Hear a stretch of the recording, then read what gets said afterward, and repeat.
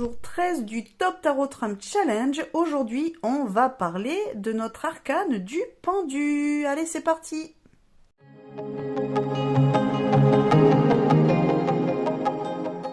Coucou les amis, je suis ravie de vous retrouver aujourd'hui pour continuer notre aventure du Top Tarot Trump Challenge qui a été lancé par la chaîne Musings by Masha et que j'ai découvert sur la chaîne de Yena Soul Shadow Tarot. Je vous mets dans le titre de cette vidéo comme d'habitude le nom de ces deux chaînes et je vous invite à aller voir leur contenu si ça vous intéresse. Alors aujourd'hui nous sommes sur la carte 12 des arcanes majeurs du tarot et donc nous sommes sur l'arcane du pendu. Donc comme d'habitude, si vous avez déjà vu les vidéos précédentes, je vais vous faire découvrir mes 5 cartes du pendu favorite, que j'ai sélectionné parmi ma vingtaine de tarots que je possède dans ma collection. Alors, je vais vous expliquer un petit peu pour chaque carte pourquoi j'ai choisi ces cartes-là plutôt que d'autres, sachant que le pendu est une de mes arcanes aussi préférées. J'aime beaucoup cet arcane-là. J'aimais bien toutes ces arcanes du pendu dans tous mes jeux, mais bon, comme d'habitude, il fallait en choisir que 5. Donc voilà celle que je vous ai sélectionnée. Si vous voulez découvrir un de ces jeux ou plusieurs de ces jeux dans leur totalité, allez voir dans ma playlist, ma cartothèque que vous retrouvez sur ma chaîne. Vous y retrouverez les présentations de jeux que j'y ai faites pour chacun d'eux. Donc là normalement tous les jeux ont été présentés, donc vous les retrouverez, enfin vous pourrez les découvrir dans leur globalité. Donc n'hésitez pas à aller voir mes vidéos, évidemment. Allez, du coup on est parti pour découvrir la première carte du pendu que j'aime beaucoup. Donc une de mes favorites, c'est le pendu qui est issu du tarot Buffy contre les vampires. Alors si vous avez vu déjà les autres vidéos du challenge, vous savez qu'il y en a beaucoup de majeurs que j'ai choisi de ce jeu-là, puisque je les aime beaucoup. Je trouve qu'elles sont hyper cohérentes.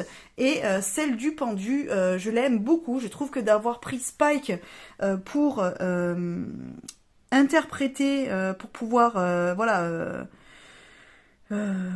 pour pouvoir... Oh là là, je trouve pas mon mot. Bon, on va rester sur interpréter. Hein.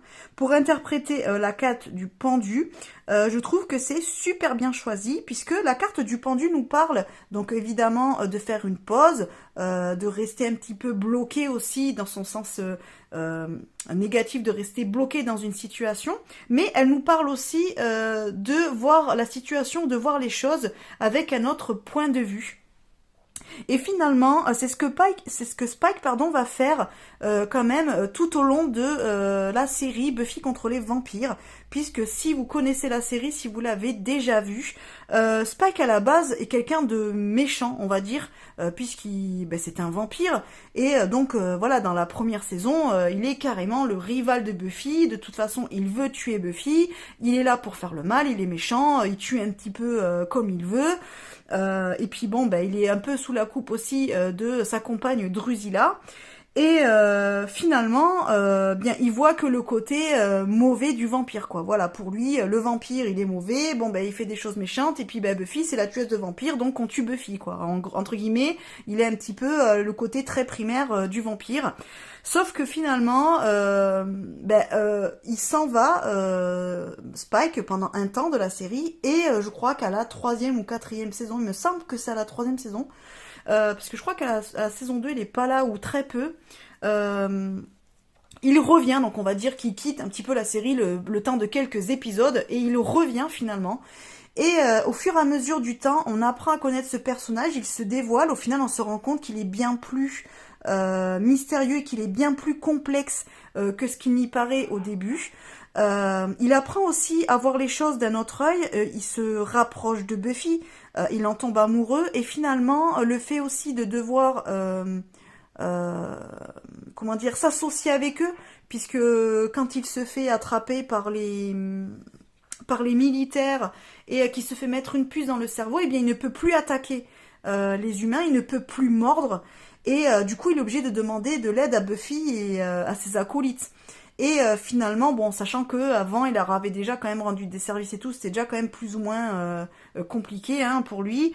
Mais on se rend compte que le fait de se rapprocher d'eux et de ne plus pouvoir mordre les humains, ben finalement, ça le met en pause dans son rôle de vampire, puisque du coup, il ne peut boire que du sang piqué dans les hôpitaux, les choses comme ça.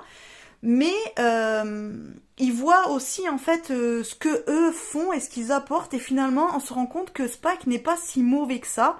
Et au final, il en vient quand même à intégrer, on va dire complètement, enfin plus ou moins, mais il est quasiment intégré dans le groupe de Buffy, et au final ça devient un vampire qui fait plus de bien que de mal, on va dire. Donc il a cette intelligence en fait de pouvoir voir les choses d'un autre point de vue et de ne pas rester bloqué sur ses instincts primaires de je suis un vampire, je tue, et tu tues les vampires, je te tue quoi. Voilà. Et je trouve que bon, là après je vous raconte en gros, hein, si vous connaissez la série évidemment, je pense que vous comprenez de quoi je parle, mais je trouve que ça justement, ça interprète bien, ça correspond bien à cette image du pendu de finalement, bah, peut-être qu'on se fait une image d'une situation, on se fait aussi peut-être une image de nous-mêmes de par exemple, eh bien moi dans la vie on attend que je fasse telle chose, je dois me comporter de telle manière parce que la société le veut, parce que l'éducation le veut, parce que mon partenaire le veut, parce que mes enfants le veulent, parce que mon patron le veut. Et finalement si on fait une pause et qu'on regarde, on se rend compte que ben non, on n'est pas obligé de faire ce que l'on nous demande, on n'est pas obligé de correspondre à l'image que les autres voudraient que l'on ait et faire ce que les autres voudraient que l'on fasse, mais plutôt voir les choses d'une autre manière. De dire ben non, peut-être que si je change de point de vue, ben je me rendrai compte que ce qu'on me demande ou ce qu'on me dit de faire, ça me correspond pas. Vous voyez, il y a tout un système comme ça de pensée qui correspond bien au pendu, puisque le pendu est bien plus complexe que juste une question de mettre en pause quelque chose ou de changer de point de vue. Pour moi, c'est le pendu vraiment une des arcanes majeures qui est très très importante dans le chemin et dans le cheminement de l'âme, surtout quand on part du mât et qu'on passe à travers toutes les arcanes, du coup pour faire dérouler notre chemin de vie. Je trouve que quand on arrive à la carte du pendu, c'est quand même un moment assez important. C'est une pause, alors soit que l'on nous impose, mais en général que l'on s'impose tout seul, ou que l'on devrait s'imposer tout seul, pour pouvoir faire le point et du coup continuer le reste du chemin, puisque là on en est à l'arcane 12, donc on en est à la moitié du chemin pour arriver à la carte du monde. Hein. Donc c'est quand même une pause quand même qui nous fait passer d'un premier cycle à un autre, presque, vous voyez. Et Spike, c'est un petit peu ça, entre guillemets, il était d'un côté d'une barrière, et puis finalement, au fur et à mesure du temps, il passe de l'autre côté de la barrière. Et je trouve que Spike, c'est presque un des personnages les plus intéressants de la série pour ça, parce que pour moi, c'est celui qui a le plus évolué, et qui est très très complexe, mais ouais, il a énormément évolué entre les premiers épisodes et vraiment la fin de la série. Enfin, moi, en tout cas, c'est mon avis. Pour moi, c'est un de mes personnages préférés, Spike, parce que il est pas... Il a tendance aussi à cacher qui il est. Alors, il joue un rôle, alors que finalement, c'est quelqu'un qui est assez sensible, sachant qu'on découvre son histoire, comment il est devenu vampire, tout ça. Donc, on comprend mieux le personnage et c'est hyper intéressant. Donc, voilà pourquoi j'ai choisi cet arcane. Déjà parce que voilà, le personnage qui a été choisi, je trouve qu'il est très bien dans ce rôle de pendu. Et puis, j'aime aussi beaucoup l'esthétique. Je trouve qu'il est très beau comme pendu. Voilà. Allez, on continue, parce que sinon je pia. Vous voyez, on est déjà à 8 minutes. Je suis trop une pipelette. Alors ensuite, j'ai choisi le pendu qui est issu du... je vous montre. Tarot Histoire de sorcière de Deborah Blake. Alors, je peux pas vous montrer la boîte en entier, comme d'habitude. Voilà. Alors, j'aime beaucoup ce pendu, puisque alors je trouve rigolo de l'avoir accroché ici à un balai. Et ce que j'aime bien, justement, c'est que ici, on voit vraiment la clé, parce qu'on voit que là, il est accroché aux mains, il est accroché aux pieds, mais il a la clé dans la main. Donc ça veut dire qu'en fait, c'est une fausse... Souvent, quand on voit le pendu, on se dit « Oh là là, c'est le blocage, ça y est, je suis coincé, on va plus avancer, je vais être obligé de m'arrêter, je peux plus continuer mon chemin. » Ben oui, mais en fait, ça dépend que de nous. Et je trouve que cette carte-là, du pendu, est exactement l'interprétation de cette signification de cette carte-là, à savoir, on peut être obligé d'être en pause, mais ça ne tient qu'à nous de se débloquer. Vous voyez ce que je veux dire? Et alors ça peut être soit une pose imposée, mais où on peut solutionner le problème et du coup se débloquer soi-même, soit c'est une pose que l'on s'impose nous-mêmes, et du coup ça veut dire qu'on s'est nous-mêmes mis en pause, mais qu'on peut défaire la pose tout seul. Et j'aime bien ça parce que là, justement, sur cette arcane, enfin sur cette carte-là, on voit très bien cette symbolique du pendule et j'aime beaucoup. Voilà, et puis ben, esthétiquement, je la trouve très jolie et très intéressante. Voilà, on retrouve exactement le code que l'on trouve dans le pendu classique Marseille ou classique Rider-Waite, mais réinterprété quand même de cette manière, je le trouve super sympa. Voilà. Ensuite, le troisième pendu que j'ai choisi dans mes favoris, c'est le pendu issu du tarot de la sorcière et de la roue de l'année. J'aime beaucoup cet arcane du pendu parce que j'aime bien le fait que si vous la retournez, vous voyez que finalement ce pendu, il est en méditation. Donc en fait, ça veut dire qu'il est en pause, mais en pause voulue. C'est lui qui a décidé de se mettre en pause pour changer de point de vue, pour essayer de réfléchir, parce que c'était nécessaire pour pouvoir après continuer sereinement son chemin. Et j'aime beaucoup le fait que là, justement, il ne soit pas attaché. Vraiment, on le voit qu'il est dans cette position de méditation et de réflexion qui semble nécessaire et j'aime beaucoup. Et puis esthétiquement, je la trouve très jolie, très réussie. Donc voilà pourquoi j'ai choisi cet arcane du pendu dans ce tarot-là. Bon, je passe un petit peu plus vite hein, parce que sinon les vidéos sont trop longues. Ensuite, j'ai choisi le pendu issu du tarot kawaii. Alors franchement, si je l'ai choisi, c'est juste parce que y a ce petit hibou, trop mignon. Franchement, la chaîne chouette mystique, je ne pouvais ne pas choisir cette arcane. Elle est trop choupie, elle est trop belle. J'aime bien justement le fait d'avoir choisi le hibou pour justement pour interpréter, encore je trouve pas mon mot, pour interpréter le pendu, parce que le hibou, c'est comme la chouette, en fait, ça représente quand même la sagesse, le fait d'être posé, puis la clairvoyance aussi. Et justement, on se rend compte que là, le pendu, il a aussi ces significations-là. C'est-à-dire que faire cette pause, c'est une marque de sagesse et ça permet justement de faire un point pour pouvoir être plus lucide, plus clairvoyant sur la suite de notre chemin, en fait. Et peut-être sur les actions passées et autant sur les actions futures. Vous voyez ce que je veux dire ? Donc je trouve hyper intéressant, je trouve que c'est super bien choisi, avoir fait le choix de cet animal pour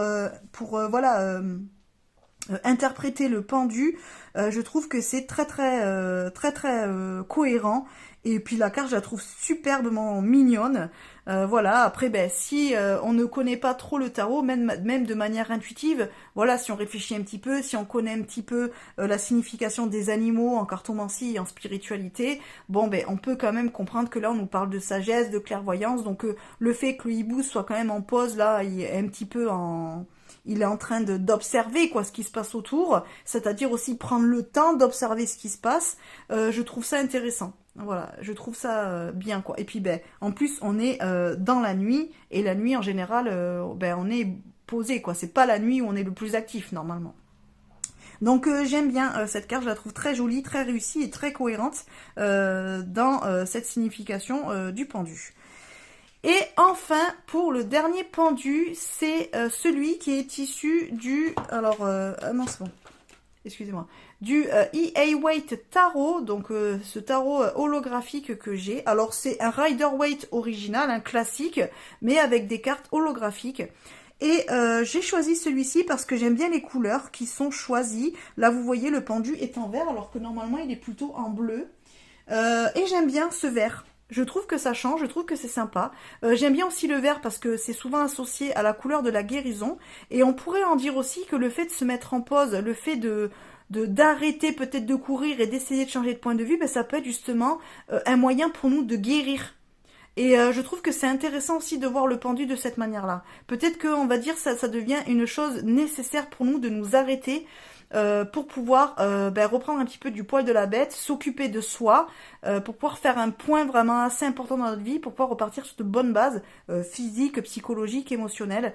Et j'aime bien ça en fait parce que moi en tout cas, le fait qu'il soit habillé en vert, je le prends en compte et je l'interprète de cette manière-là. Donc ça rajoute quelque chose un petit peu à cet arcane et pour moi je la trouve plus cohérente à interpréter. Voilà. Mais après, c'est tout à fait personnel. Vous avez le droit de pas être du tout d'accord avec ce que je dis dans mon choix. Hein. C'est-à-dire que là, s'il y a des cartes que vous n'aimez pas, vous pouvez très bien me le dire. Par contre, s'il y a des cartes que vous aimez, n'hésitez pas à me le dire aussi, à me dire lesquelles vous préférez.